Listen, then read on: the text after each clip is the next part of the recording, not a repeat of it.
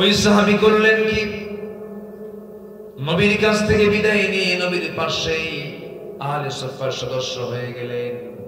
কিন্তু সব সাহাবী কোরআন তেলাওয়াত করে আস্তে আস্তে। এই সাহাবী কোরআন যখন তেলাওয়াত করতেন চিৎকার মেরে মেরে তেলাওয়াত করতেন। তার তেলাওয়াতে সাহাবায়ে কেরাম এক পর্যায়ে বিরক্ত হয়ে নবীর কাছে এসে বলছে, হুজুর আব্দুল্লাহর তেলাওয়াতে আমাদের বড় কষ্ট হয়, একটু আস্তে আস্তে তেলাওয়াত করলে ভালো হয়।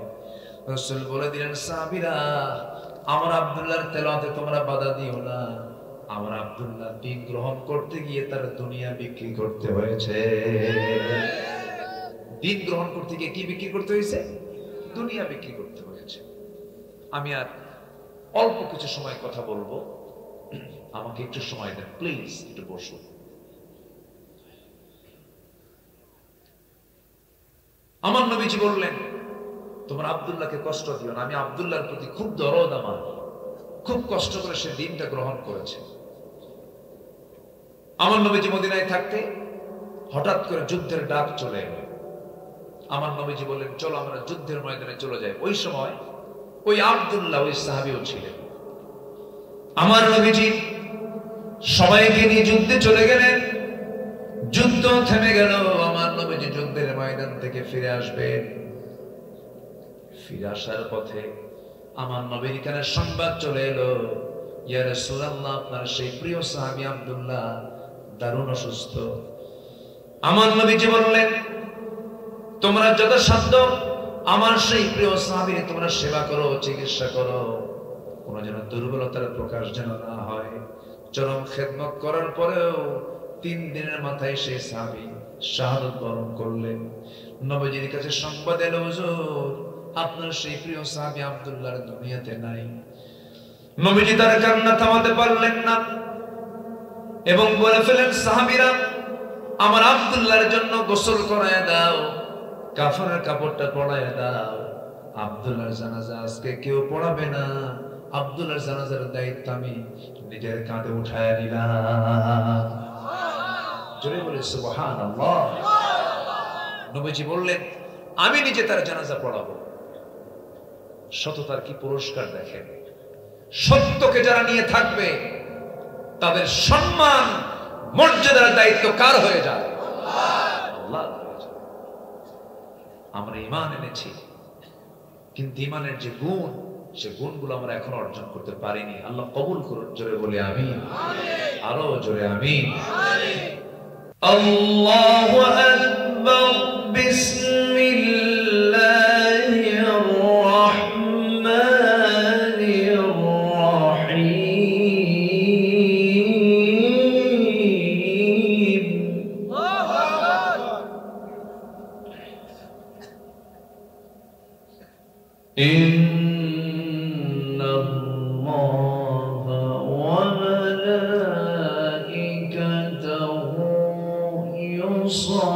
يصلون على النبي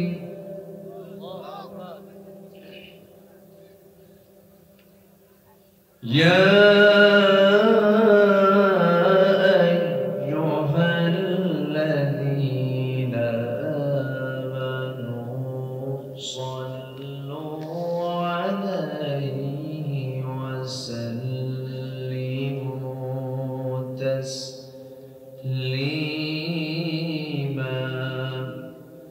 اللهم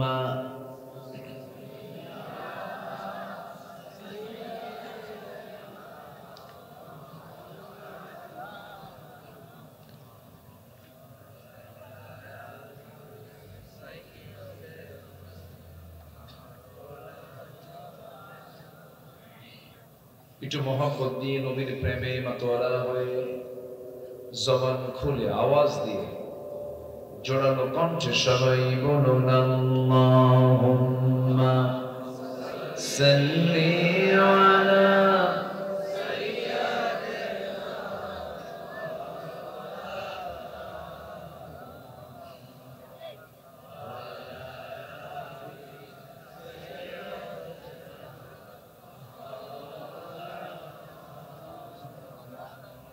সবাই বলুন, বালাগাল উলা بكماله كشف الدجى بجماله حسنت جميع خصاله سلوا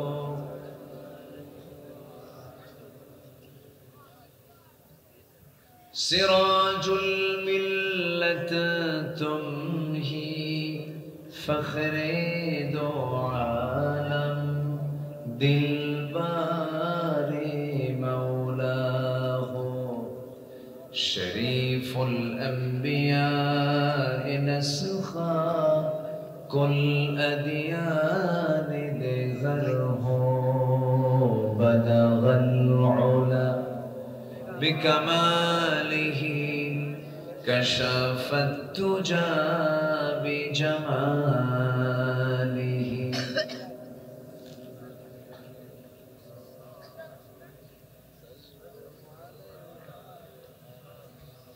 আমি কোরআনের সুর মাঝে শুনেছি যে নাম আযানের সুর মাঝেও শুনেছি সে নাম ও নাম শুনেছি আমি আমার হৃদয় হে রাসূল নবীজি তোমায় হে রাসূল নবীজি তোমায় সবাই বলছি সাল্লাল্লাহু আলাইহি ওয়াসাল্লাম একটু পিছনে আসলে ভালো হয় দেখতে পাচ্ছেন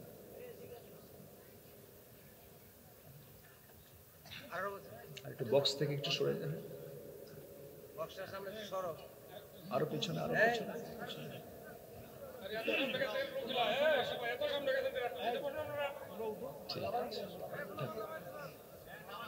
না না থাকুক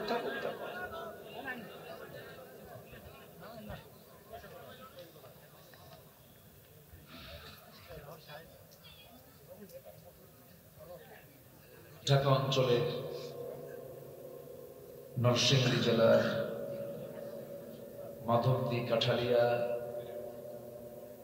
খড়িয়া শিবের কান্দা যুব সমাজ মাহফিল ইন্তেজামি কমিটি কর্তৃক আয়োজিত অষ্টম বার্ষিকী ইসলামী মহাসম্মেলন 2024 দুদিনব্যাপী মহৎ আয়োজনের সমাপনী দিবসে সম্মানিত সুযোগ্য সভাপতি বিশিষ্ট শিল্পপতি জনাব আসগর আলী সরকার, আজকের মাহফিলের প্রধান অতিথি বীর মুক্তিযোদ্ধা জনাব আলহাজ নূর মোহাম্মদ প্রধান,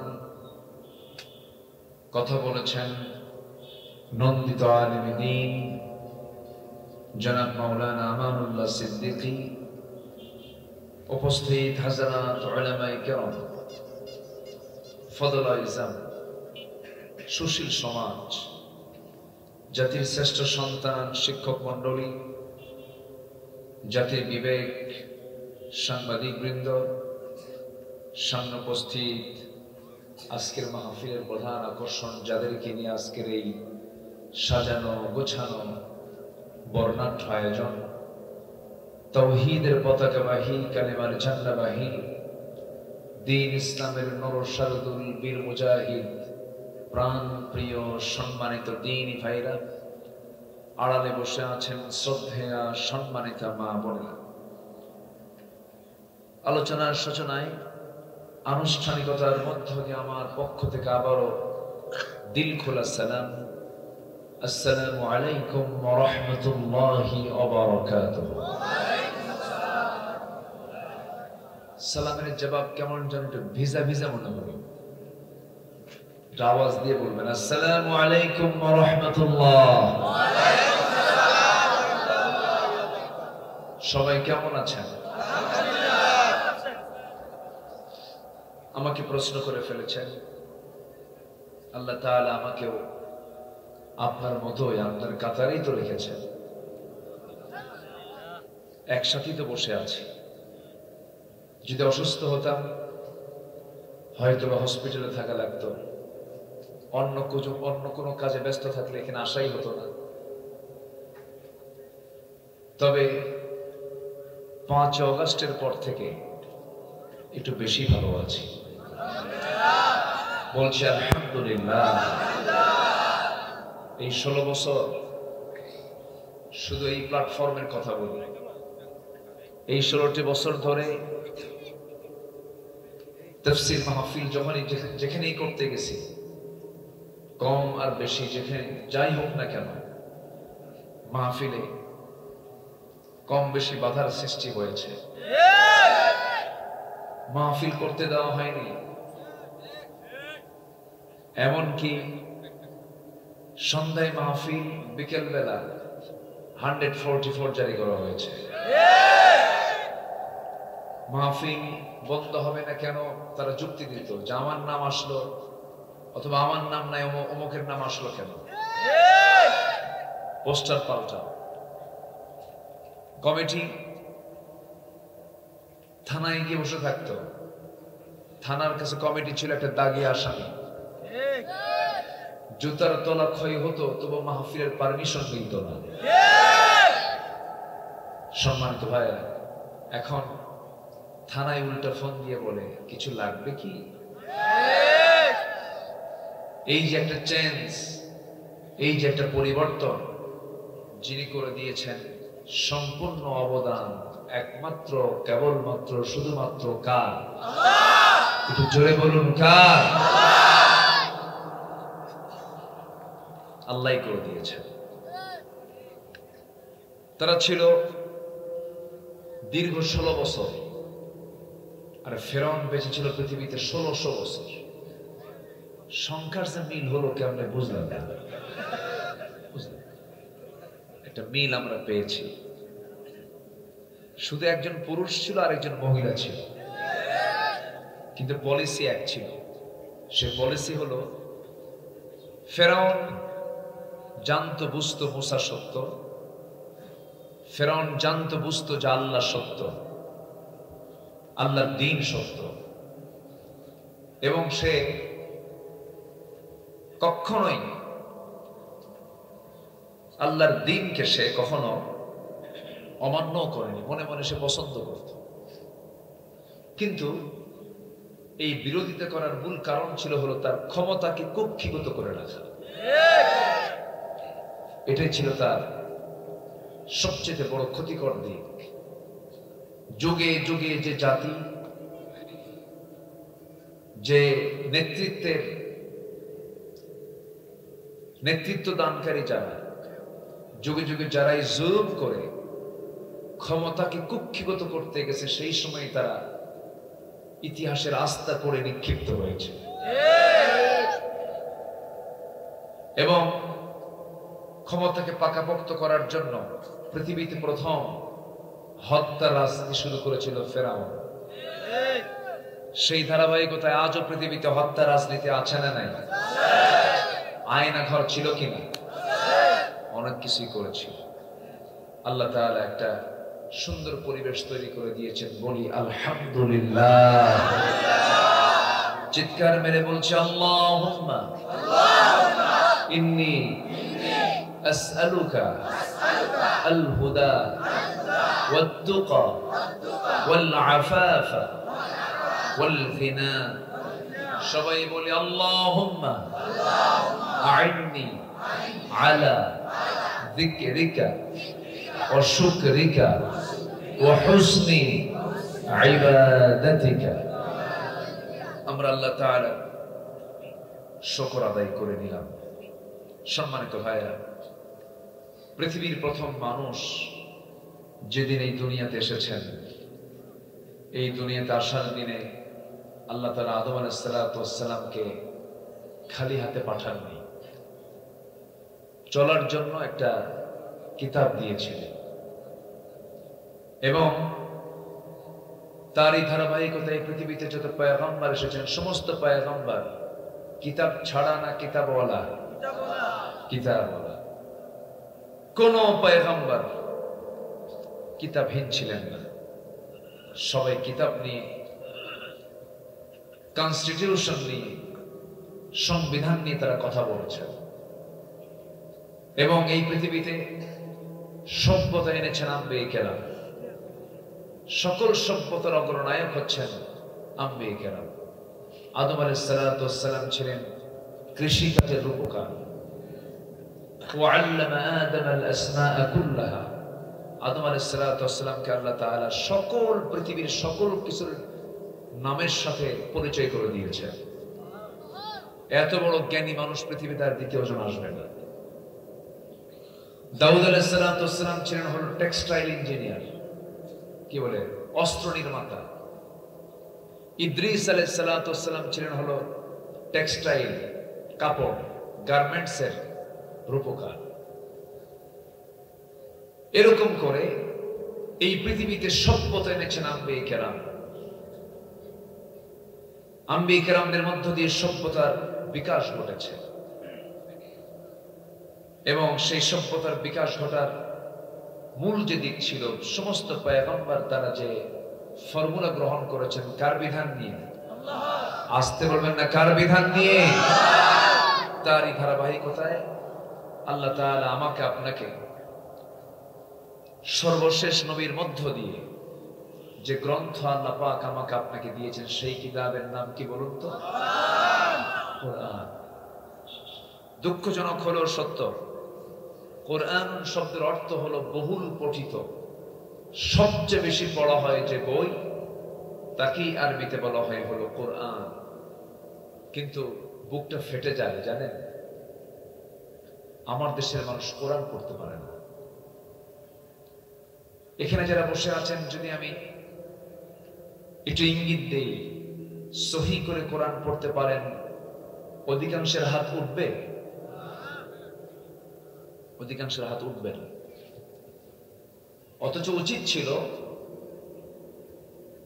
সেই সিলেবাসের ভিত্তিতে সমাজকে পরিচালিত করা, দেশকে পরিচালিত করা, যে সিলেবাসের মধ্য দিয়ে জাতীয় অনায়াসে কোরআন শিখতে পারবে।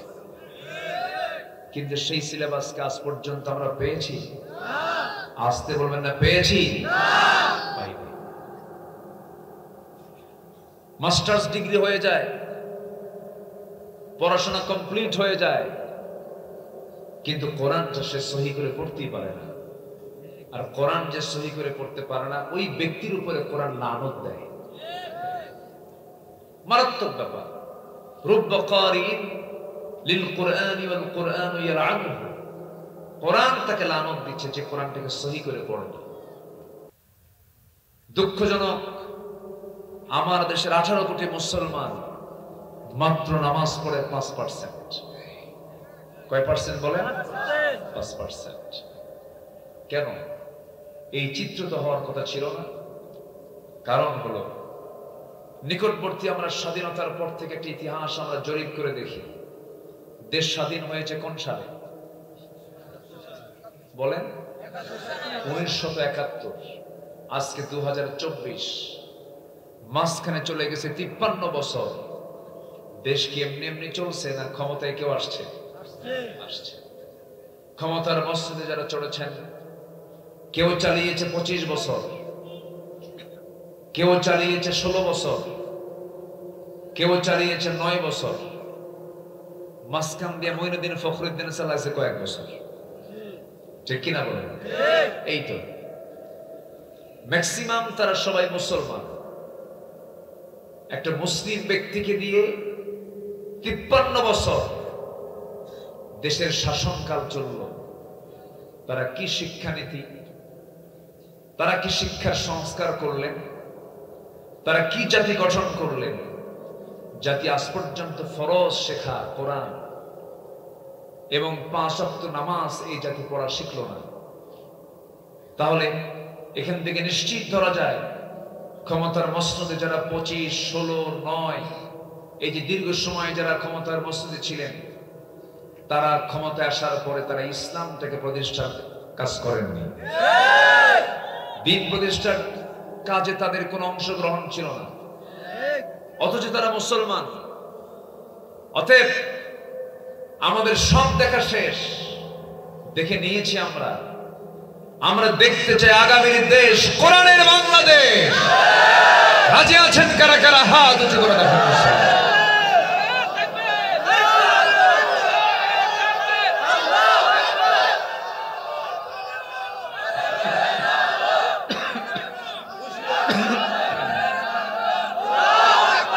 আল্লাহ কবুল করুন, জোরে বলি আমিন। আরো জোরে আমিন। কোরআন কি কোনো দলের? কোরআন কার? আমরা কার গোলাম? সূর্যটা কে বানাইছেন? কার জন্য বলেন? সবার জন্য। অন্য ধর্মের লোকেরা কি আলো পায় না? মুসলিম অমুসলিম সবার জন্য সূর্য। সূর্যের উপকারিতা যেমন সবাই পায়, কোরআন যদি কোনো জনপদে যদি চালু হয়ে যায়, এটার উপকারিতাও সেই জনপদ পেয়ে যাবে।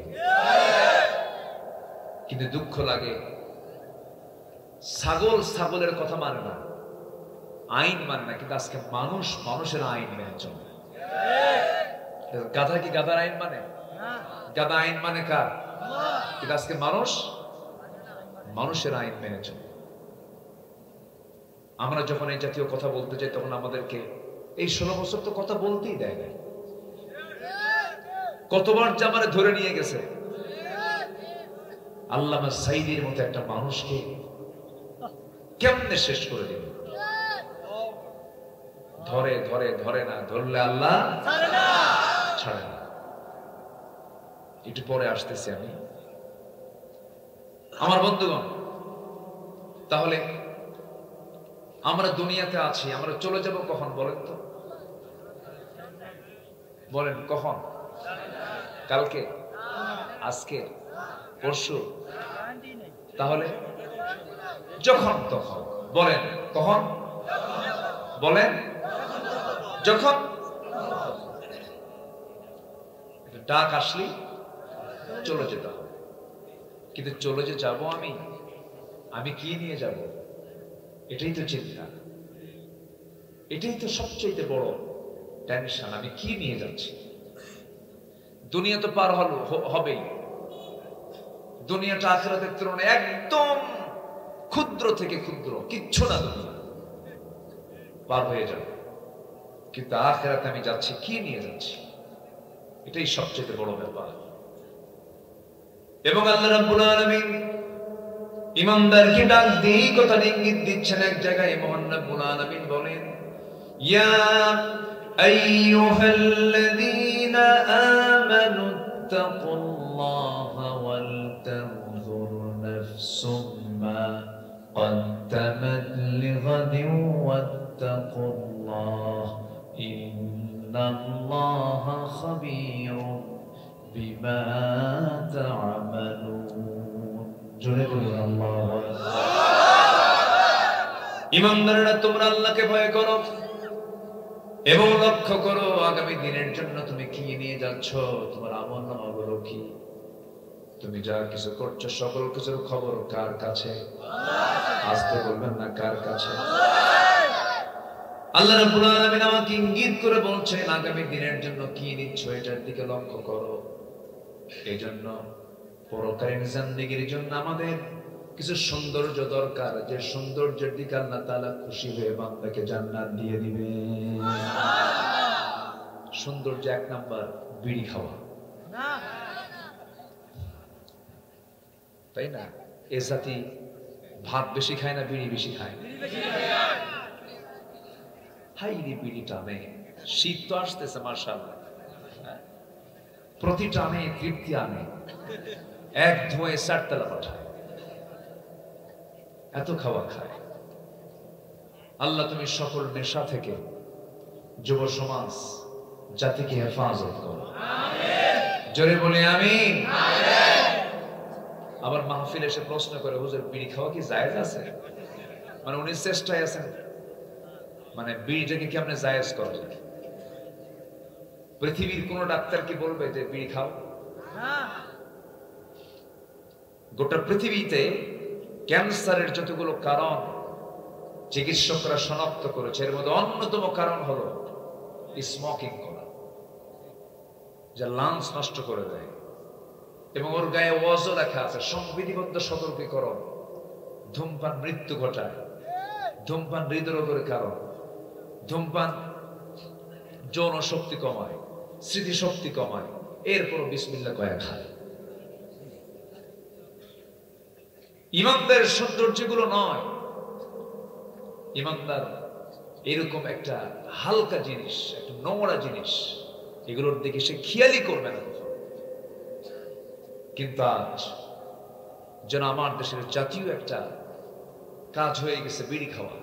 এই হাটে ঘাটে মাঠে দেখেন না, রাস্তার ফুটপাতে বসে। আমি আজকে সৈয়দপুর থেকে বিমানে ঢাকায় নেমেছি সন্ধ্যার দিকে। সৈয়দপুর অর্থাৎ দিনাজপুর নীলফামারীর ওই অঞ্চলে প্রোগ্রাম ছিল। এক বেচারি দেখি এক হাতে চা আরেক হাতে বিড়ি। মানে ওই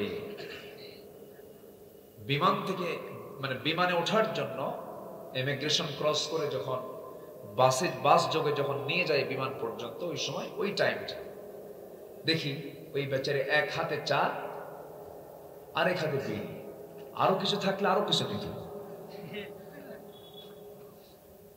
একদিকে টান মারে, আরেকদিকে মানে গিলতে থাকে, পান করে। একদিকে কি টান দেয়, আরেকদিকে গিলে। আবার কিছু কিছু লোক আছে বাথরুমে যায়, বিড়ি ছাড়া নাকি তার বাথরুম হয় না। কি ওষুধটা সে বানাইছে, এই যে চাচা বললো, তো আমার কানে আসছে, আমি শুনে বললাম, আপনার সঙ্গে আপনার কথাটা অ্যাড করে দিলাম, এটা যোগ করে দিলাম। এটা কি মুমিনের সৌন্দর্য? বলেন তো, এগুলো মুমিনের সৌন্দর্য? মুমিনের সমস্ত অখাদ্য কুখাদ্যের দিকে যেতে পারে? মার পেটে যখন ছিলাম, আল্লাহ কি মার পেটের মধ্যে কোনো মানে অযাচিত কোনো খাবারকে আমার মুখে দিয়েছেন আল্লাহ তাআলা? আমি যখন মার পেটের ভিতরে ছিলাম, এই 9টি মাস আল্লাহ রাব্বুল আলামিন মার মাসিক অসুখ বন্ধ করে দিয়েছেন। সেই মায়ের মাসিক অসুখ বন্ধ করে দিয়া আমার তারের সাথে আপনার তারের জোড়া লাগায় দিয়া স্থায়ী খাবারের বন্দোবস্ত করে দিয়েছেন। ইচ্ছে করলে রক্তগুলোকে মুখ দিয়ে খাওয়াতে পারতেন, কিন্তু খাওয়ান না। আল্লাহ বলছেন, বান্দারে তোর মুখটা পরিষ্কার রেখে দিয়েছি, পবিত্র রেখে দিয়েছি, এই মুখটা পবিত্র রাখবি। খারাপ কোনো খাবার খাবি না, খারাপ কোনো কথা বলবি না, মিথ্যা কোনো কথা বলবি না, গীবত করবি না। ওয়াকুলু লিন-নাসি হুসনা, সুন্দর সুন্দর কথা বলবি, বেফাস কোনো কথা বলবি না, গীবতের কাছে যাবি না। যে বান্দা এই মুখটাকে সকল প্রকার হারাম খাদ্য থেকে বাঁচিয়ে রাখবে, মিথ্যা থেকে বাঁচিয়ে রাখবে, এবং দুই উরুর মধ্যস্থ বস্তু গোপনাঙ্গের যে হেফাজত করবে, রাসূল বলেছেন আযমান লাহুল জান্নাহ, ওই বান্দার জন্য আমি রাসূল বেহেশতের জামিন হয়ে যাব। মুমিনের সৌন্দর্য মোটামুটি কোরআনের দৃষ্টিতে 15টা। কয়টা বলেন তো? 15টা। আমি একটাও বলিনি, কিন্তু 15টার সামনে পড়ে আছে। আমরা একটা একটা করে শুনবো, যদি প্রয়োজনে ফজর হয়, আপত্তি নাই তো? স্লো হয়ে গেছে, সবাই থাকতে রাজি আছেন? সাহস তো অনেক, কিন্তু আমি অতক্ষণ সময় দিতে পারবো না। দেখা যাক, আস্তে আস্তে আমরা সামনের দিকে এগিয়ে যাই। আমি ঢুকলাম 2500, মাহফিল হচ্ছে আবার নরসিংদে, বুঝলাম না। নরসিংদের একদম শেষ মাথা। জি হ্যাঁ, 2500, মাত্র 2500, 3000ও না, অর্ধেক রাখছেন কেন? 3000 করে দিলে তো হয়ে যেত। জি হাইরে নারায়ণগঞ্জ, একজন তাহাজ্জুদ গুজার ছিল, তাই না? কি তাহাজ্জুদ নামাজ পড়তে, কত রাকাত? 70 রাকাত। খেলা নাকি হবে, কই নাই তো। কত কি করলো চোরের মায়ের, চোরের মায়ের এগুলি করে। তাদেরও আমার কিছু বক্তা ছিল, ওই যে ব্রাহ্মণবাড়িয়া থেকে আসতো, ডিজে পার্টি, গান টান গাইতো, মঞ্চে ওঠে। ওরে বাপরে বাপ, মাথার পাগড়ি আর সুরত দেখে মনে হয় জিব্রাইল নামছে। তুমি আবার ওনার আবার ভক্ত, আবার এই তাহাজ্জুদ গুজার। বলে হুজুর আপনার জিকিরটা আমার খুব পছন্দ, ওয়াজ পছন্দ না, জিকির পছন্দ। আপনার জিকির শুনলে আমি পাগলা হয়ে যাই। তা আপনি জিকির করেন হুজুর? আমি জিকির শুনতে শুনতে বাড়ি যাব, আপনার জিকিরের জন্য আমি ফানাফিল্লা হয়ে যাই। ওই যে একটা কথা আছে, সোনারু সোনা চেনে, শুকুর চেনে কচু। শুকুর চেনে কচু, একটা কথা আছে, আমার এলাকায় বলে।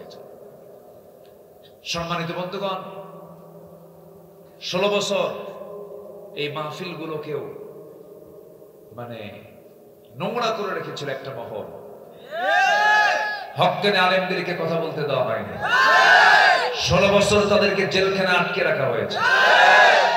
মাঝখান দিয়ে এই বদমাইশ গুলো মঞ্চে এসে চা খাইছে, হাসাইছে মানুষকে, ঠিক কিনা? এটা হাসার জায়গা নয়, এটা হচ্ছে কোরআনের প্ল্যাটফর্ম। আমি নিজের চোখে দেখেছি, আল্লামা সাঈদী যখন কথা বলতেন, কথার কি তাসির, কি সুন্দর মনোরম একটি পরিবেশ। যেমন আলোচনা তেমন তার শ্রোতা। কোরআন তেমনই হওয়া উচিত, আলোচনা তেমনই হওয়া উচিত। তারে নারে বান্দরে কলা খাইছে ইন্দুরে, এইরকম করে 2 ঘন্টা বক্তৃতা করে একটা আয়াত বলে না, একটা হাদিস বলে না। আছে না নাই? এই নোংরা চিত্র আর আমরা দেখতে চাই না। আপনারা সজাগ থাকবেন। কোরআনের মাহফিলে আয়াত থেকে কথা হবে, হাদিস থেকে আলোচনা হবে। আল্লাহ কবুল করুন, জোরে বলে আমিন। কোরআনের আলোকে মুমিনের সৌন্দর্য হলো 15টা। কয়টা? 15টা। এর মধ্যে কি বিড়ি খাওয়া আছে? এর মধ্যে কি মদ খাওয়া আছে? এর মধ্যে কি মিথ্যা কথা বলা আছে? এগুলোকে আমরা ছেড়ে দেব। দেখি আমরা 15টা কাজ কি আমরা শিখে নেই, জান্নাতে যেতে খুব সুবিধা হবে। বলি আলহামদুলিল্লাহ। আমরা পৃথিবী থেকে চলে যাচ্ছি কখন? বলেন কখন? যখন। আর তার জন্য কত স্বপ্ন, কত অ্যাম্বিশন। হাইরে, যদি আমি আমেরিকা যেতে পারতাম, যদি আমি ইউরোপ যেতে পারতাম, কত স্বপ্ন। ছেলে বিয়ে করাবে অথবা মেয়ে বিয়ে দেবে, ছেলে কি করে? তাহাজ্জুদ গুজার, কত ভাত দিতে পারবে না। পড়াশোনা মাদ্রাসায় কেন হবে না? ডাক্তার, আচ্ছা ঠিক আছে ভালো, মুখে দাড়ি, কত চাচা, হবে না। কি ধরনের ছেলে লাগবে? মোটামুটি ইউরোপ আমেরিকায় তার সিটিজেনশিপ থাকতে হবে, আর মঙ্গল গ্রহে অফিস থাকতে হবে। কোন গ্রহে? মঙ্গল গ্রহে। যদি এমন চিন্তা থাকতো, পৃথিবীতে আছি আমরা কি কিছুক্ষণ আর চলে যাব যখন তখন কি এত স্বপ্ন থাকবে?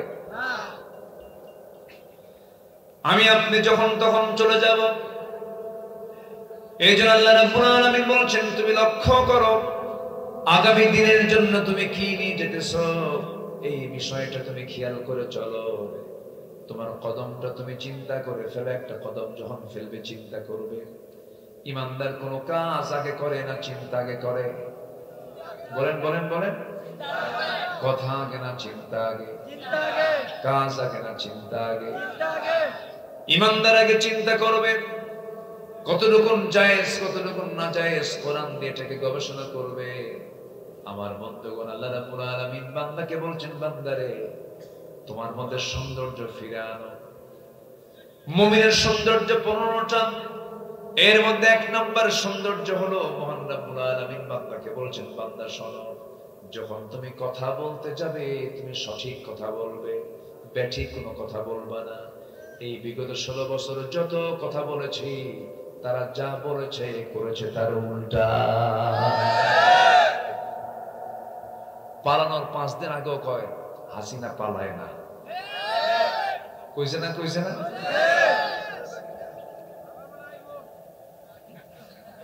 আমার কথা কইতে দেয়। আপনিও যদি বলেন তাহলে আমি বলবো কেমন? হাই রে হায়, ভেবেছিল কি মিশন ভীষণ কত যে দিল 2021 2041 2041 কোথায় গেল 41? আল্লামা সাঈদীর কত আগের কথা। দেশের 12 কোটি মানুষ গাছের গোড়ায় নাড়া দেবে, মামু বাড়ি দিল্লি গিয়ে পড়বা। সোজা কোথায় গিয়ে পড়ছে? দিল্লি গিয়ে পড়ছে। চিন্তা করা যায় কত আগের কথা তিনি বলেছেন। এমন একটি সময় আসবে এদেশের নাস্তিকরা পালানোর জন্য একটি ইঁদুরের গর্ত খুঁজে পাবে না। পায় নাই, কলার পাতা পেয়েছে। কিসের পাতা? কলার পাতা। এই বিচারপতি শামসুদ্দিন মানিক আমার নামেও লিস্ট করেছিল, 116 জন আলেমের তালিকা করেছিল, এবং সে আমাদের বিরুদ্ধে নোটিশ করেছিল আমরা নাকি রাষ্ট্রদ্রোহী, আমরা কি দেশ বিরোধী ষড়যন্ত্রে আমরা নিয়োজিত। সম্মানিত ভাইয়ের 116 জন আলেমের তালিকা সে করেছিল। এর মধ্যে আমার নামটাও, আমি তোর চিনি না, ও আমার চিনল কেন বুঝলাম না, ঢুকায় দিছে। বেশি দিন যায় নাই, এই তো 2 বছর আগে লিস্ট করলো। আজকে এত দাপট, এত ক্ষমতা, কিচ্ছু কাজে আসলো না। লোকটার মুখে হাসিও নাই, হাসেও না। দেখছেন কিনা? হাসি নাই, মুখে হাসি নাই। যারা হাসে না ওদের বউরা যে কেমনে সংসার করে বুঝে আসে। কারণ যে স্বামী হাসবে না, বউ মনে মনে কবে এটা মরবে কোনদিন। হাসি ছাড়া মোহাব্বত হয়? এক দৌড় মারলো ঢাকা থেকে, চলে গেছে সিলেট। সিলেট বর্ডার পার হয়ে ত্রিপুরা হয়ে দিল্লি দৌড় মারল, কিন্তু হলো না। সিলেটবাসী সুন্দর আপ্যায়ন করেছে, এত সুন্দর মেহমানদারি, বিসি শুদ্ধ আউট করে দিচ্ছে। সম্মানিত বন্ধুগণ, সম্মানিত ভাইয়েরা, আজকে যদি সততা নিয়ে থাকতো, তারা যদি জাতিকে সঠিক এবং সত্য কথার উপরে রাখতো, আজকে পরিণতি এমনটা হয় না। একটা মানুষের সৌন্দর্য হলো সঠিক কথা আর সঠিক পথে চলা। সঠিক কথা বলা, সঠিক পথে চলা। পৃথিবীর কেউ তাকে হারাতে পারবে না। আল্লাহ রাব্বুল আলামিন বলেন, ইয়া আইয়ুহাল্লাযীনা আমানু তাকুল্লাহা ওয়া কুলু কাওলান সাদীদান يصلح لكم أعمالكم ويغفر لكم ذنوبكم ومن يطع الله ورسوله فقد فاز فوزا عظيما. জোরে বলুন আল্লাহু আকবার। ইমানদারেরা, তোমরা সোজা সাপটা কথা বলো, ইনিয়ে বেনিয়ে মিথ্যার কোন সুযোগ তোমরা নিও না। এবং তোমরা যদি সুন্দর সত্য কথা বলতে পারো, ফলাফল হলো আল্লাহ নিজে ওয়াদা করছেন তোমাদের জীবনে অর্জিত যত গুনাহগুলো করেছো, গুনাহগুলোকে সংশোধন করে তোমার আমল নামে আমি আল্লাহ সওয়াব দিয়ে ভরপুর করে দেব। এবং আমি তোমার জীবনের অর্জিত যত গুনাহ তুমি করেছো, সমস্ত গুনাহগুলো মাফ করে দিয়া আমি তোমার জন্য বিশাল বড় পুরস্কার, আমি জান্নাত তোমার জন্য রেখে দেব। জোরে বলুন সুবহানাল্লাহ। সত্য কথা বলার পুরস্কার কতগুলো দেখে। সম্মানিত ভাইয়েরা, জাতি হিসাবে আমার মনে হয় গোটা পৃথিবীতে সবচেয়ে বেশি মিথ্যা কথা বলে আমার দেশের মানুষ। আমি কি শেষ করে দেব নাকি? এই যে 2-1 করে ওঠে, হ্যাঁ,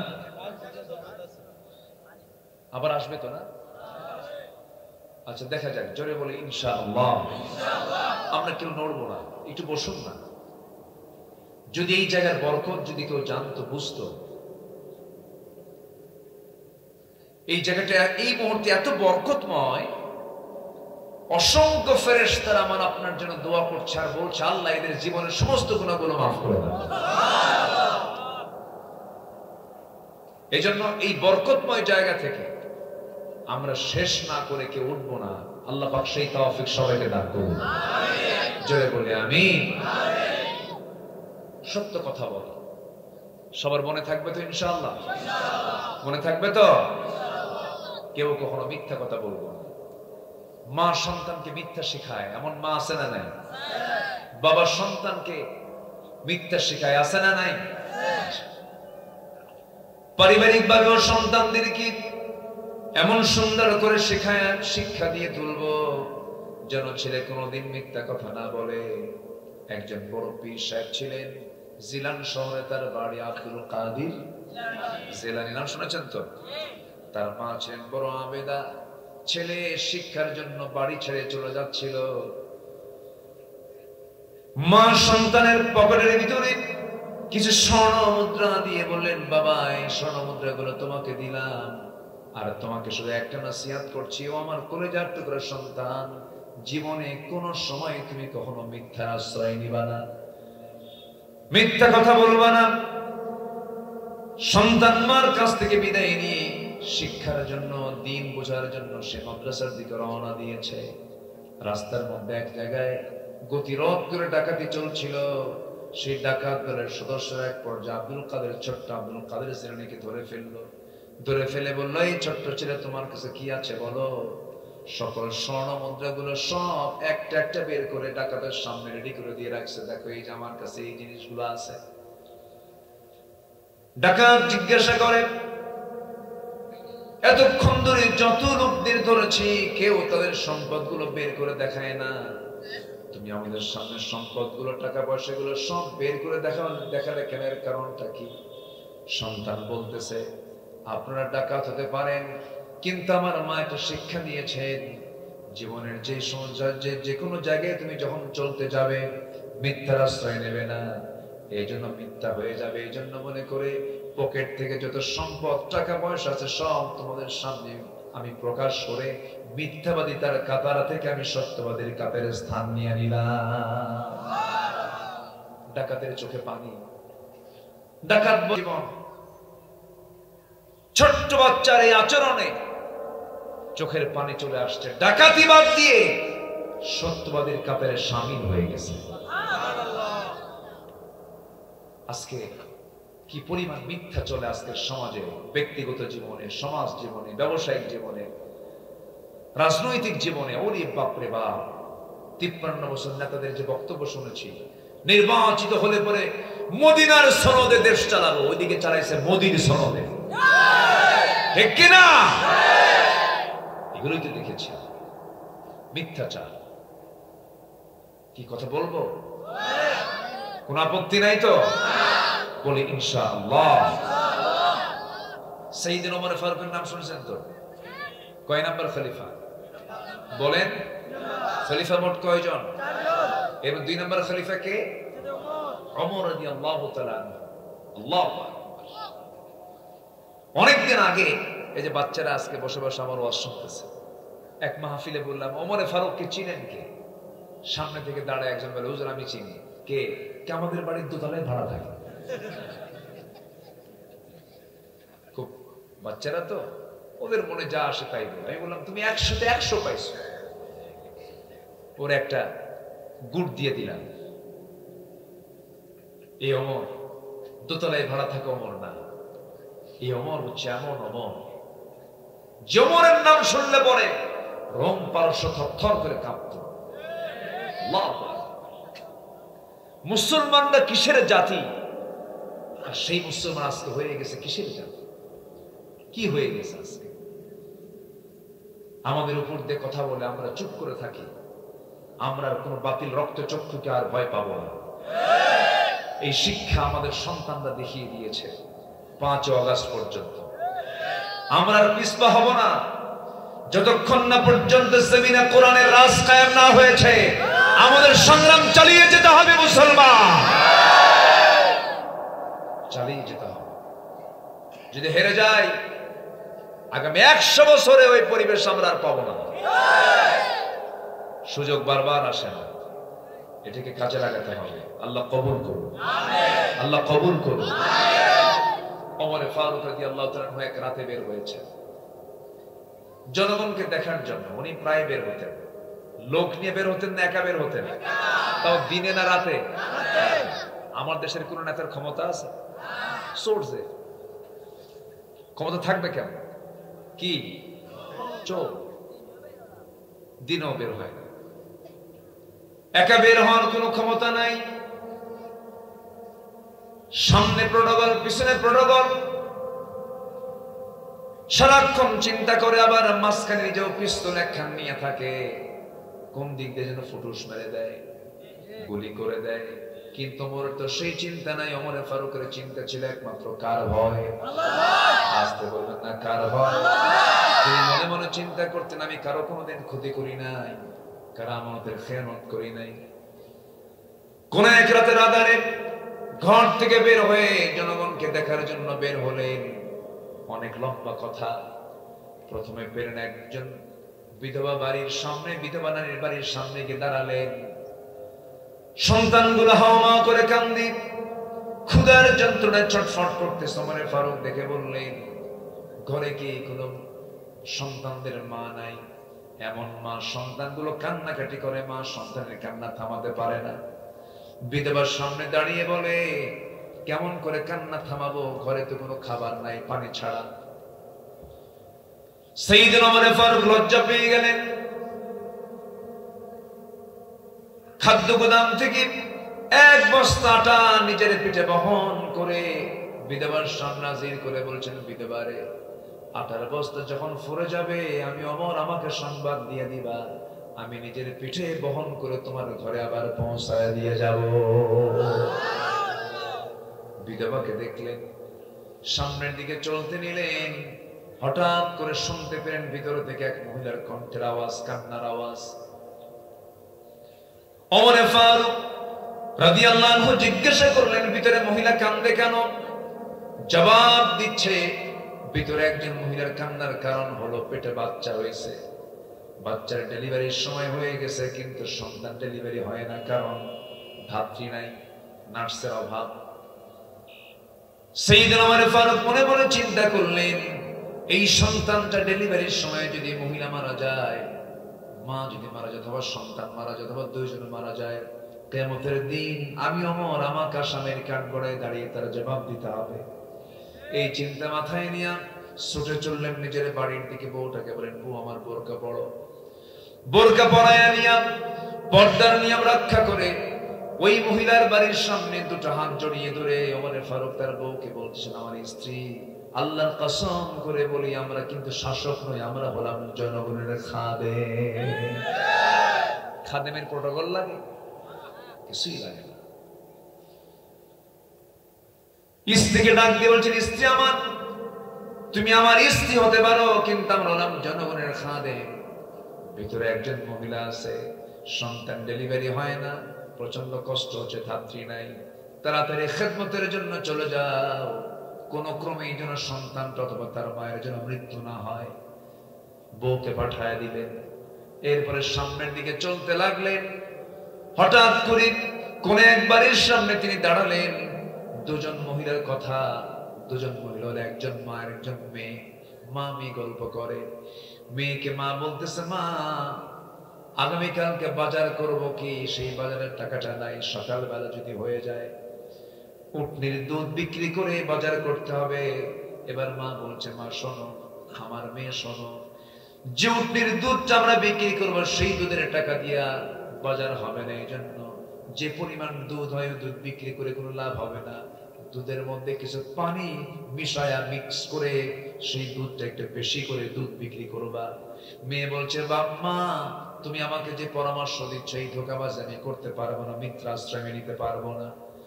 কেন নিবে না তুমি? আমাদের অভাব অনিটন। সঙ্গে সঙ্গে মেয়ে তার মার কাছে জবাব দিচ্ছে, আমার মা মন খারাপ করো না, এই কাজ যদি করতে যাই বড় ক্ষতিগ্রস্ত হয়ে যাবে, ইমানের সৌন্দর্য নষ্ট হয়ে যাবে। সঙ্গে সঙ্গে মা বলছে, তুমি যদি এই অন্ধকারে আড়ালে যদি এই কাজটা করতে পারো, এখানে তো ওমরের প্রশাসন নেই, ওমরের লোকজন, ওমর জানতে পারবে না। মেয়েটা বলছে, মা ওমর জানবে না, ওমরের প্রশাসন জানবে না, দুনিয়ার কেউ জানবে না, কিন্তু অন্তরের খবর যিনি রাখেন সে আল্লাহ তাআলা আমার সবকিছু জানবে। জোরে বলি সুবহানাল্লাহ। ওমরে ফারুক শুনলেন আর মনে মনে ভাবলেন, ছেলেটা বিয়ে করাবো, মেয়ে তো পেয়ে গেলাম। সুবহানাল্লাহ বলবেন? কি ছেলে বিয়ে করাবো, কি পাইছে? মেয়েটা পেয়ে গেলাম। চিন্তা করেন, অর্ধ দুনিয়ার শাসনকর্তা তার ছেলেকে বিয়ে করাচ্ছেন দুধ বিক্রেতার মেয়ের সাথে।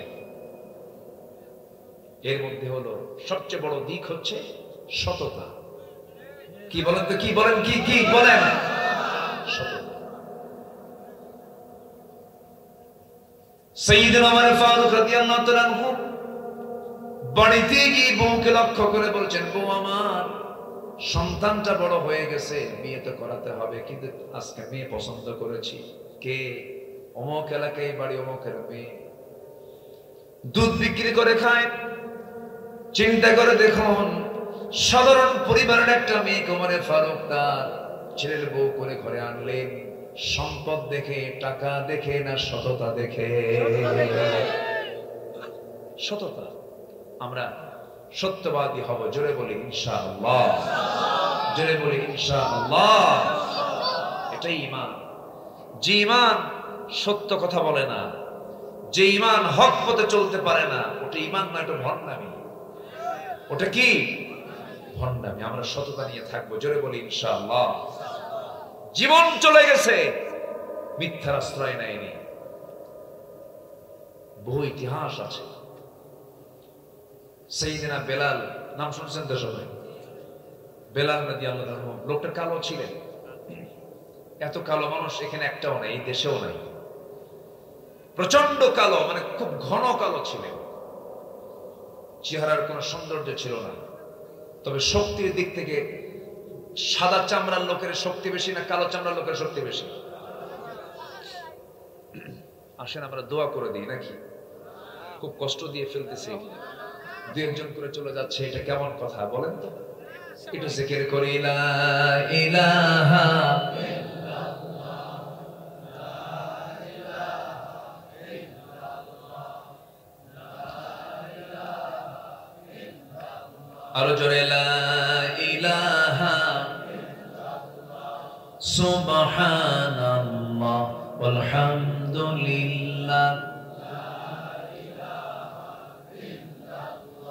লা ইলাহা ইল্লাল্লাহ, মুহাম্মাদুর রাসূলুল্লাহ সাল্লাল্লাহু আলাইহি ওয়াসাল্লাম। সাইয়্যিদুনা ওমর ফারুক রাদিয়াল্লাহু তাআলা আনহু নিজের ছেলের সাথে একটা দুধওয়ালির মেয়েকে বিয়ে দিলেন। আল্লাহু আকবার বলেন। ছেলে বউ বানায় নিলেন। সাইয়্যিদিনা বেলালের কথা বলছিলাম, ওই মক্কার মাটিতে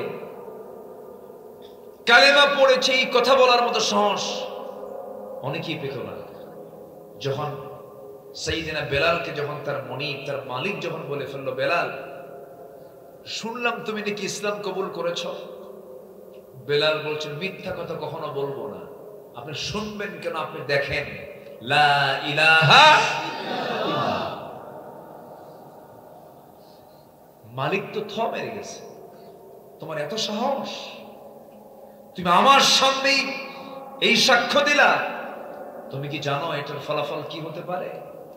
সাইয়্যিদিনা বেলাল বলেন, আমার হয়তো মৃত্যু হতে পারে, এতটুকুই তো, কিন্তু ঈমান ছাড়বো না। জোরে বলে সুবহানাল্লাহ। আর বাঙালি 10 টাকা পাইলে ঈমান বিক্রি করে দেয়। ইসবিহু মুমিনান ওয়া ইউমসি কাফিরান। এমন একটা সময় আসবে, সকালে ঈমানদার, বিকেলে কাফের। আমার নবীজির হাদিস এটা।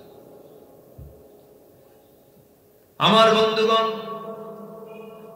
এই সততার কথা, এই সততা, এই সত্য কথা বলে দেওয়ার ফলাফল কি হলো?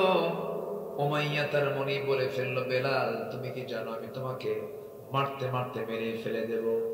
বেলাল মুস্কি হাসি মেরে বলেন, আপনি আমাকে মারতে মারতে মারতে মারতে ক্লান্ত হয়ে যাবেন, কিন্তু বেলাল তার ঈমান থেকে এক চুল পরিমাণ নড়বে না।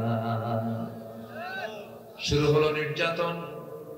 যেই জায়গায় তাকে নিয়ে যেত প্রত্যেকটা দিন, সেই জায়গায় আমি 2 বছর আগে মক্কায় বেড়াতে গিয়েছিলাম, আমার এক বন্ধু দেখায় দিল।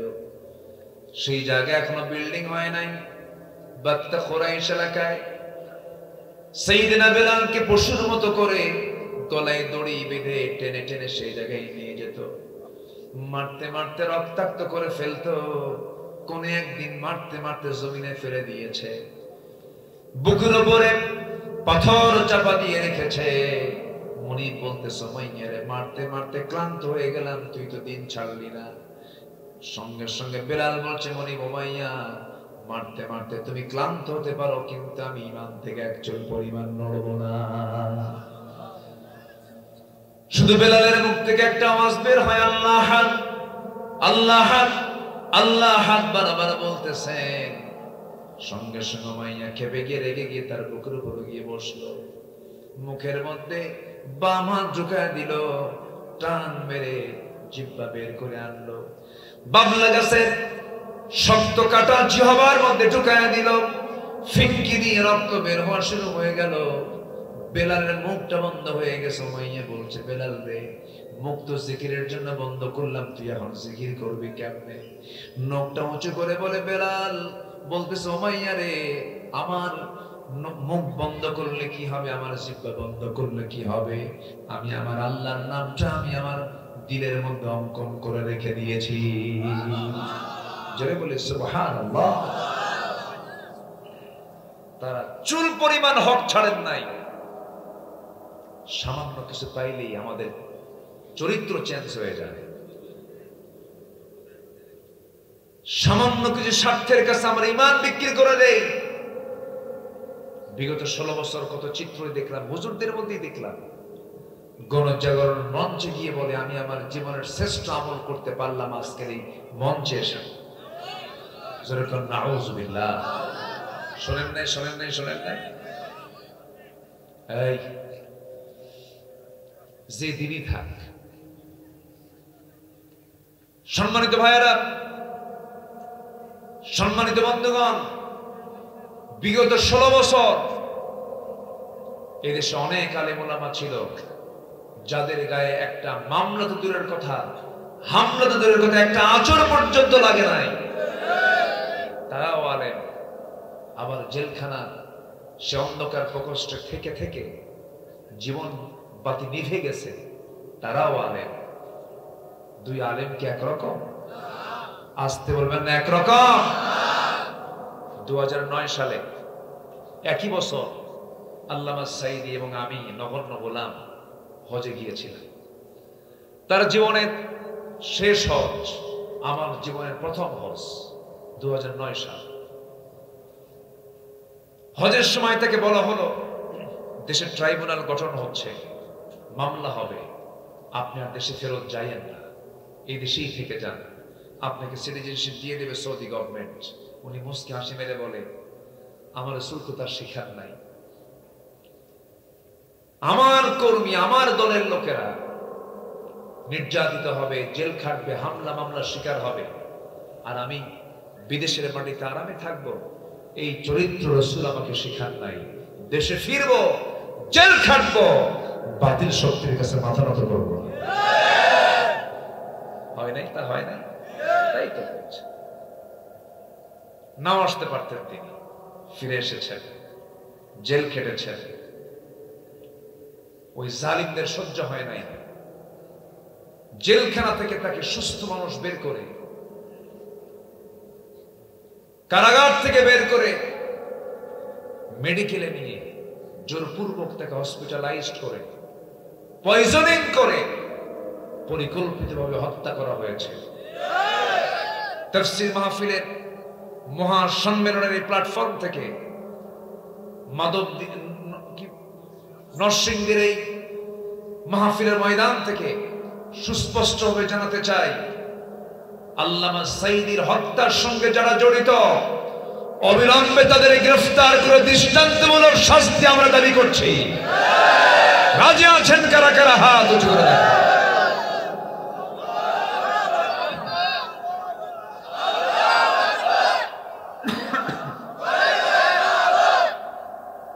শেষ হয়ে গেল? আল্লাহ কবুল করুন, আল্লাহ কবুল করুন, আল্লাহ কবুল করুন। খুনির কোনো ক্ষমা নাই, খুনির কোনো ক্ষমা নাই। আল্লাহ ক্ষমা করতে বলে নাই। অপরাধের একটা মাত্রা থাকে, কিছু অপরাধ মানুষ মানুষকেও মাফ করে দেয়, আছে না? আপনি একজনকে থাপ্পড় মারছেন, আপনার ফাঁসি হবে? গুলি করলে, মেরে ফেললে হবে। মুমিনের সৌন্দর্য হলো 15টা। কয়টা বলেন তো? চলতেছে কয় নাম্বার? তাহলে কি এখনো কয়টা পড়ে আছে? নুরু ওয়াজ কি শেষ না শুরু?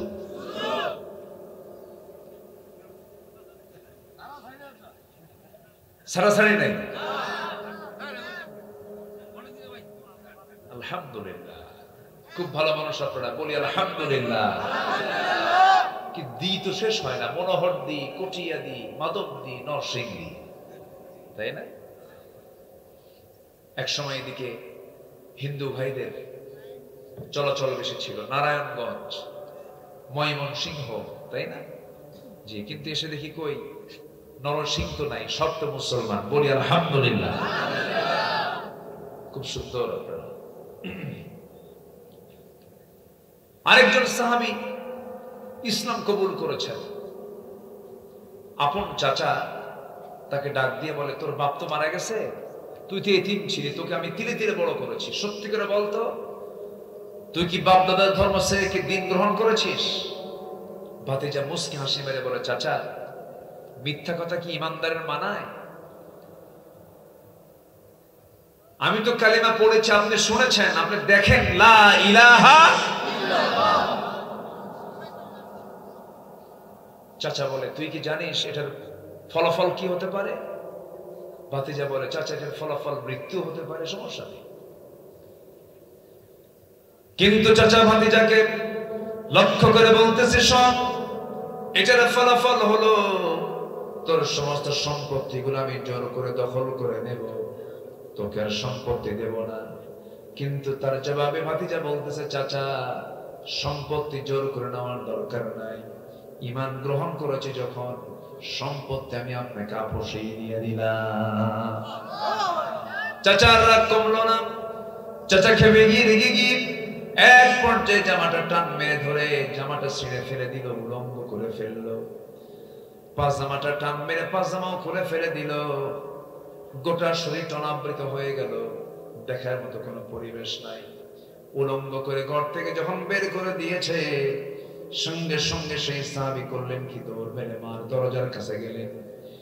মার দরজার কাছে গিয়া মাকে ডাক দিয়ে বলছে, মা দরজা খুলবা, কিন্তু আমার দিকে তাকাবা না, দিন গ্রহণ করেছি, সত্য গ্রহণ করেছি, ঈমান এনেছি। আমার চাচা আমাকে লুঙ্গি পর্যন্ত খুলে নিয়ে আমাকে উলঙ্গ করে ঘর থেকে বের করে দিয়েছে। মা দেখো তো ঘরের মধ্যে কোনো ছোট্ট চাদর আছে কিনা, কোনো মতো সতরটা ঢেকে। পৃথিবীর সব দরবার ছেড়ে আমার কাছে সবচেয়ে প্রিয় দরবার নবীর দরবারে আমি যেতে চাই। ওই সাহাবীর বাড়ি ছিল মক্কা এবং মদিনার ঠিক মাঝখান বরাবর। সেই সময় শীতকাল চলতেছিল। ওই সাহাবী করলেন কি, ওই শীতের ভিতরে কোনো মতো সতরটা ঢেকে উলঙ্গ নগ্ন দেহ নিয়া রওনা করলেন মদিনার পথে। রওনা করে করে নবীজির মদিনা পর্যন্ত পৌঁছে গেলেন। নবীজির ঘরের দরজার সামনে পৌঁছে গেলেন, হুজরার সামনে পৌঁছে গেলেন। দরজায় নক করলেন, নবীজি দরজা খুলেই দেখেন গায়ে কোনো কাপড় চোপড় নেই, এমন একজন যুবক দাঁড়ানো। রাসূল কিচ্ছু বললেন না, কোনো প্রশ্ন করলেন না। ভিতরে ঢুকলেন, ভিতরে ঢুকে নবীজির সবচেয়ে পছন্দের দুইটা জুব্বা, নিজের কাছে সবচেয়ে পছন্দনীয় যে দুটো জুব্বা ছিল, সেই দুইটা জুব্বা আমার নবীজি হাতে করে দরজা খুলে এসে যুবককে বলছেন, যুবক আমার জুব্বা পরে এরপরে কথা বলো। নবীর গায়ের জুব্বা পরার সুযোগ পেলেন সেই সাহাবী। জুব্বাটা পরে নবীর সামনে দাঁড়ালেন। রাসূল বলছেন, ও যুবক, এই অবস্থা তোমার কেন হলো, কি হয়েছে? যুবকটা বলতেছে, হুজুর, দিন গ্রহণ করেছি বলে চাচা আমাকে বাড়ি থেকে বের করে দিয়েছে। আমার লুঙ্গিটা পর্যন্ত খুলে নিয়েছে, কিছুই রাখে নাই, সব নিয়ে নিয়েছে। রাসূল বলছেন, আব্দুল্লাহ, চিন্তা করো না, তোমার চাচা তোমাকে বস্ত্রহীন করেছে, আমি তোমাকে আমার জুব্বা তোমারে দিয়ে দিলাম। তুমি কিছু চাও নাকি? সাহাবী বলছেন, ইয়া রাসূলুল্লাহ, আপনি আমার জন্য দোয়া করুন। আমার নবীজি কাঁদা কাঁদা কণ্ঠে দোয়া করতেছেন, আল্লাহ, আমার আব্দুল্লাহ জুল বাজদাই দুনিয়াতে সব হারিয়ে ঈমানটা গ্রহণ করেছে, আমার আব্দুল্লাহ জুল বাজদাইনের জানমাল তুমি কাফের বেঈমানদের জন্য হারাম করে দাও। এই দোয়াটা করার সঙ্গে সঙ্গে আব্দুল্লাহর মন খারাপ হয়ে গেছে। কেঁদে কেঁদে বলছে, আপনি আমার জন্য উল্টা দোয়া করলেন কেন? আমি তো শহীদ হতে চাই, আমি তো আল্লাহর কাছে শহীদের সাক্ষ্য নিয়ে হাজির হতে চাই, আপনি আমার জন্য উল্টা দোয়া করলেন কেন? আমার নবীজি বলছেন, তোমার যদি এমনটা নিয়ত সহি হয়ে থাকে, শহীদ যদি হতে চাও, ওয়া ইম্মা তাআলা ফিরাশিহি, জিহাদের যদি তামান্না তোমার হৃদয়ে লালন থাকে, বিছানায় মরার পর আল্লাহ রাব্বুল আলামিন তোমাকে শহীদের দরজা দিয়ে দিবে। জোরে বলে সুবহানাল্লাহ। ঈমান থাকলে পরে আর জিহাদের তামান্না থাকলে পরে, মুনাফিকের চরিত্র না থাকলে পরে, ওই ব্যক্তির মরণ ঘরে হলো শহীদ। আল্লাহু আকবার বলেন। আমার দেশের কিছু মুফতি সাহেবরা আবু সাঈদ আর মুগদের মৃত্যুকে নিয়ে কথা বলে যে আবু সাঈদ কেমনে শহীদ হলো, মুগ্ধ কেমনে শহীদ হলো। কথা কি বুঝতেছেন আপনারা? বুঝতেছেন? তারা তো শহীদ হওয়ার কথা নয়, এরকম করে কথা বলে। সম্মানিত ভাইয়েরা, সারা জীবন আমার দেশে ফতুয়াবাজি করছে এমন একটা চক্র আছে না নাই বলেন তো? আবু সাঈদ 5 ওয়াক্ত নামাজি, পরহেজগার ছেলে, মুসলিম পরিবারের সন্তান।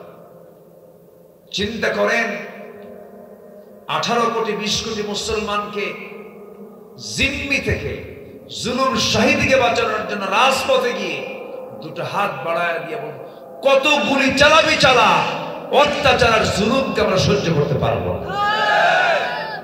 এদিকে প্রশ্ন করে কি শহীদ কিনা? সম্মানিত ভাইরা, আমার দেশে বহু লোক আছে বলে ফেলে, যত রক্ত লাগে দেব, প্রয়োজনে লোক পাঠাবো, আমি যাব না। আছে কিনা বলে? সব দেওয়া যায়, জীবন দেওয়া যায় না। আবু সাঈদ বুক উঁচু করে জীবনটা দিয়ে দিয়েছে দেশবাসীর জন্য। মুগ্ধ বলেছে, পানি লাগবে কার? ওদের চেতনায় যদি এমনটা থাকে, ইমানি চেতনা যদি লালন থাকে, তাদের যে খেদমত, তাদের যে অবদান, অবশ্যই তারা শহীদের দরজা পেয়ে যাবে। এরা প্রশ্ন করে, আর শহীদ না, তুমি কোন গাজী হইছ? যুগে যুগে আমার দেশে কিছু মুনাফিক ছিল, এখনো মুনাফিক আছে না নাই? এখনো মুনাফিক আছে না নাই? এখনো মুনাফিক আছে। আমার নবীজি বললেন, আব্দুল্লাহ, তোমার মরণ যদি বিছানায় হয়, তুমি শহীদ, চিন্তা করো না, যাও। ওই সাহাবী করলেন কি, নবীর কাছ থেকে বিদায় নিয়ে নবীর পাশেই আহলে সুফফার সদস্য হয়ে গেলেন। কিন্তু সব সাহাবী কোরআন তেলাওয়াত করে আস্তে আস্তে। এই সাহাবী কোরআন যখন তেলাওয়াত করতেন, চিৎকার মেরে মেরে তেলাওয়াত করতেন। তার তেলাওয়াতে সাহাবায়ে কেরাম এক পর্যায়ে বিরক্ত হয়ে নবীর কাছে এসে বলছে, হুজুর, আব্দুল্লাহর তেলাওয়াতে আমাদের বড় কষ্ট হয়, একটু আস্তে আস্তে তেলাওয়াত করলে ভালো হয়। রাসূল বলে দিলেন, সাহাবীরা, আমার আব্দুল্লাহর তেলাওয়াতে তোমরা বাধা দিও না। আমার আব্দুল্লাহ দিন গ্রহণ করতে গিয়ে তার দুনিয়া বিক্রি করতে হয়েছে। দিন গ্রহণ করতে গিয়ে কি বিক্রি করতে হয়েছে? দুনিয়া বিক্রি করতে হয়েছে। আমি আর অল্প কিছু সময় কথা বলবো, আমাকে একটু সময় দেন প্লিজ, একটু বসুন।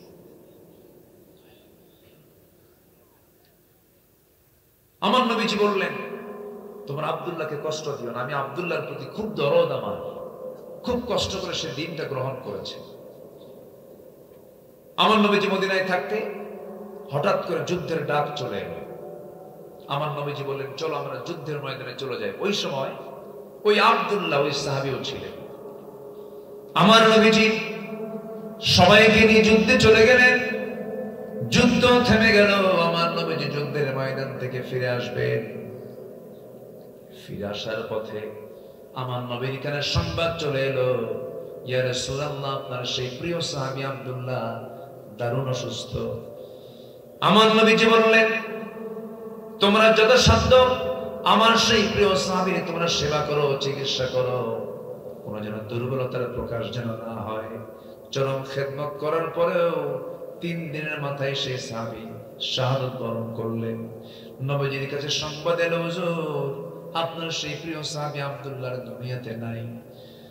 নবীজি তার কান্না থামাতে পারলেন না এবং বলে ফেলেন, সাহাবীরা, আমার আব্দুল্লাহর জন্য গোসল করায় দাও, কাফনের কাপড়টা পরায় দাও। আব্দুল্লাহর জানাজা আজকে কেউ পড়াবে না, আব্দুল্লাহর জানাজার দায়িত্ব আমি নিজের কাঁধে উঠায় নিলাম। জোরে বলে সুবহানাল্লাহ। নবীজি বললেন, আমি নিজে তার জানাজা পড়াবো। সততার কি পুরস্কার দেখেন। সত্যকে যারা নিয়ে থাকবে তাদের সম্মান মর্যাদার দায়িত্ব কার হয়ে যায়? আল্লাহ। আমরা ঈমান এনেছি, কিন্তু ঈমানের যে গুণ, সে গুণগুলো আমরা এখন অর্জন করতে পারিনি। আল্লাহ কবুল করুন। জোরে বলে আমিন। আরো জোরে আমিন। আমার নবীজি বললেন, যার জানাজার আয়োজন করো। নবীজি জানাজায় দাঁড়িয়ে গেলেন। আমার নবীজি জানাজা শেষ করার পরে আমার নবীজি কাঁদা কাঁদা কণ্ঠে বলছেন, সাহাবীরা শোনো, আমার আব্দুল্লাহ দুনিয়া থেকে বিদায় হলো। আমার আব্দুল্লাহর কবরটা তোমরা কোথায় খনন করেছো বলো? হুজুর, ওই যদি পাহাড়ের ঠিক মাঝখান বরাবর। রাসূল বলছেন, তোমরা আব্দুল্লাহর লাশকে একা নিয়ে যাবে না, তোমরা আমাকে আব্দুল্লাহর কবরের পাশে আমাকে দাঁড় করাইয়া দাও, তার কবরটা আমাকে দেখায় দাও। সবাই মিলে রাসূলকে নিয়ে চলে গেছেন। আমার নবীজি বলছেন, সাহাবীরা শোনো, আব্দুল্লাহর কবরে আমি কাউকে নামতে দেব না। আব্দুল্লাহর কবরে আমি নিজে নেমে আব্দুল্লাহকে আমি কবরে শোয়া দেব। জোরে বলে সুবহানাল্লাহ। আমার নবীজি যথারীতি কাঁদতেছেন আর কবরে মাটিতে নামলেন। নেমে বলছেন, আবু বকর আমার ডানে নামো, ওমর আমার বামে নামো। মোট 3 জন কবরে নামলেন। 3 জন ব্যক্তি, এমন 3 জন ব্যক্তি, গোটা পৃথিবীর ভিতরে সবচেয়ে দামি 3 জন ব্যক্তি আমার হাতে তুলে দাও। নবীজি মাঝখান বরাবর ধরলেন। রাসূল বলছেন, আবু বকর মাথা ধরো, ওমর তার পা ধরো। 3 জন মিলে কবরে শোয়া দিয়া নবীজি তার বুকের উপরে হাত রেখে বলছেন, আরশের মালিক আল্লাহ, এই মুহূর্ত পর্যন্ত আমি আব্দুল্লাহর উপরে সন্তুষ্ট আছি, তুমি আব্দুল্লাহকে মাফ করে দাও। এই দোয়ার দৃশ্য পাশে দাঁড়িয়ে থাকা সাদ বিন আবি ওয়াক্কাসের কানে যখন সংবাদটা চলে গেছে, এই দৃশ্য যখন তার চোখের সামনে ধরা পড়েছে, কাঁদা কাঁদা কণ্ঠে বলছে, আল্লাহ তাআলা, আজকে আমি জীবিত সাদ দুনিয়াতে না থেকে যদি ওই কবরবাসীর বাসিন্দা যদি হতে পারতাম, আমার জীবনটা ধন্য হয়ে যেত। তারা আখিরাতকে কি প্রাধান্য দিয়েছেন। আখিরাতকে গুরুত্ব দিতে গিয়ে দুনিয়াকে মাইনাস করে দিয়েছেন। সকল মিথ্যাকে পরিহার করে সত্যকে জয় করেছেন। এটার নাম হলো ঈমান। এটার নাম কি বলেন? মুমিনের সৌন্দর্য হলো 15 কাজে। একটা দিই তোমরা অনেক টাইম চলে গেল। নাম্বার 2 হলো আমানত রক্ষা করা। কি রক্ষা করা বলেন তো? জিকির করি লা ইলাহা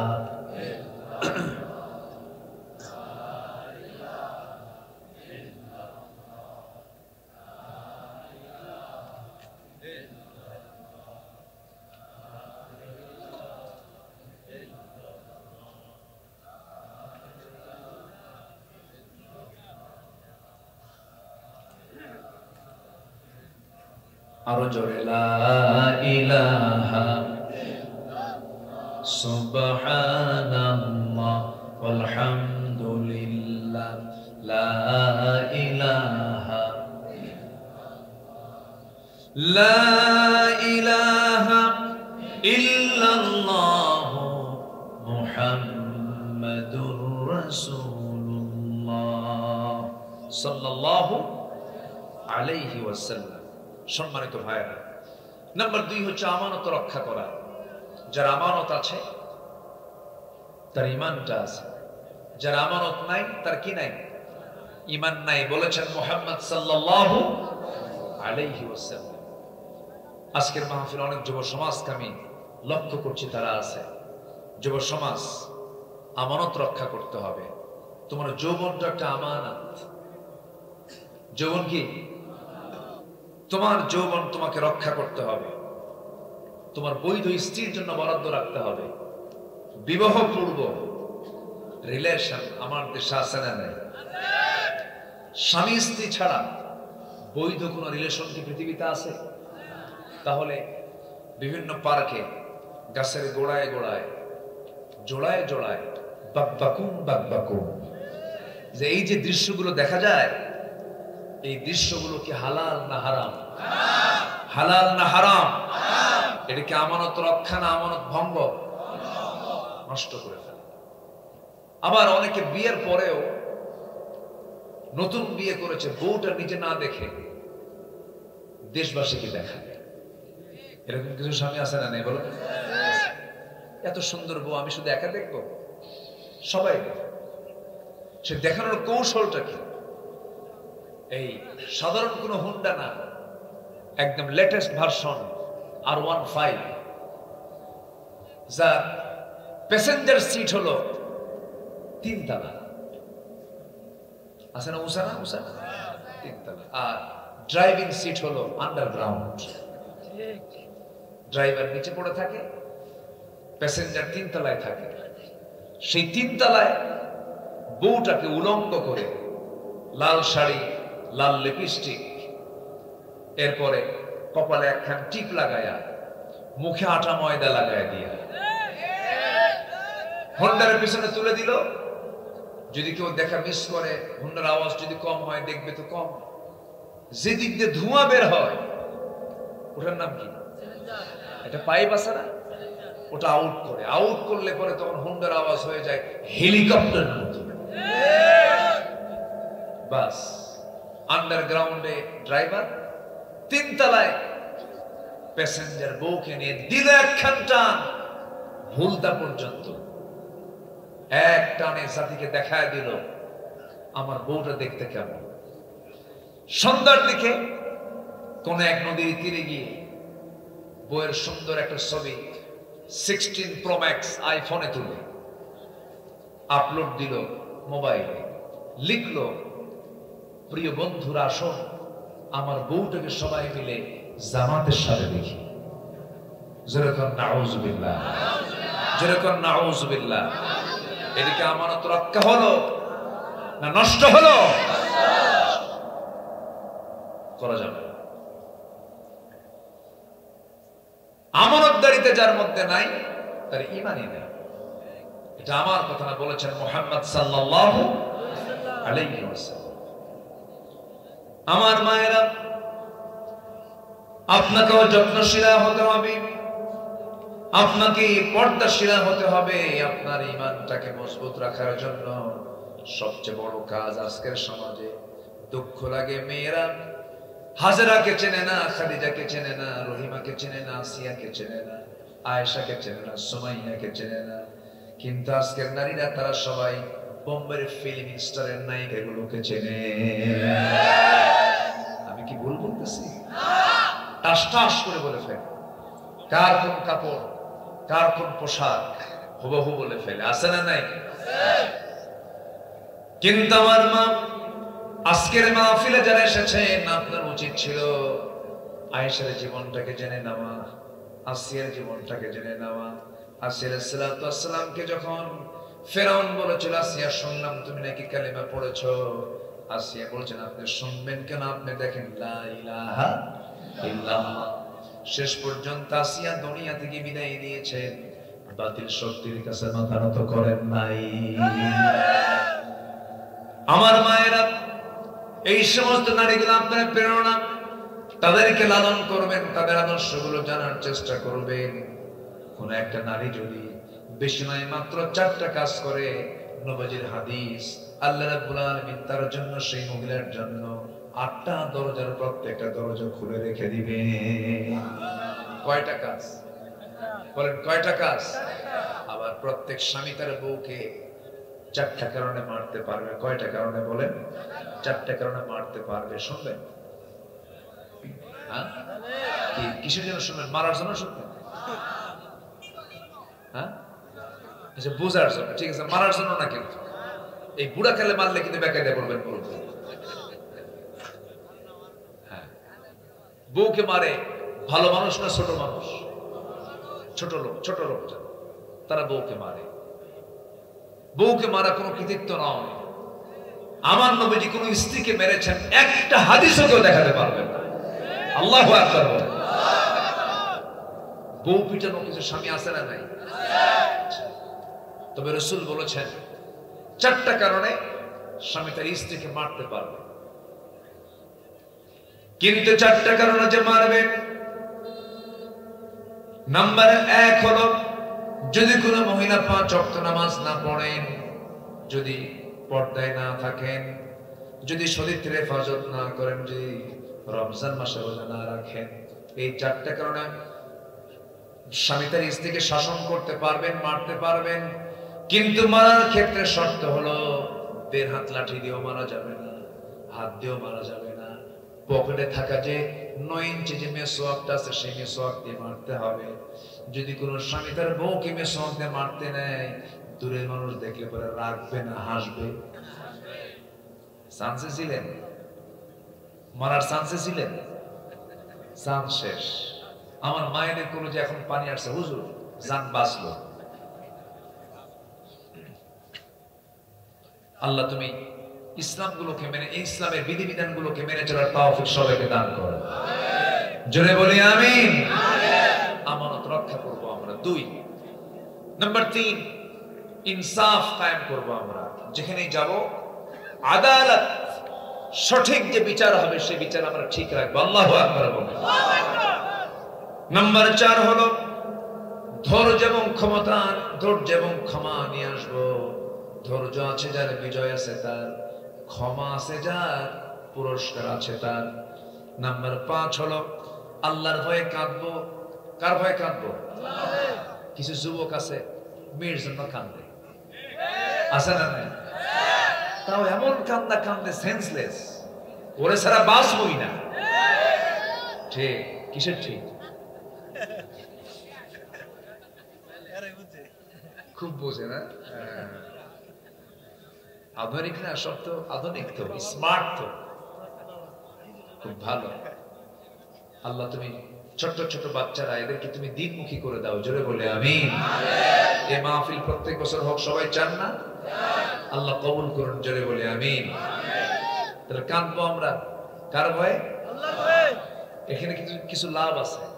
আল্লাহর ভয়ে যদি কাঁদতে পারি, 1 ফোঁটা চোখের পানি যদি বের হয়, 1 ফোঁটা চোখের পানি আল্লাহর ভয়ে বের হওয়া, ওই 1 ফোঁটা চোখের পানি 7টা জাহান্নামের আগুন নিভায় দেবে।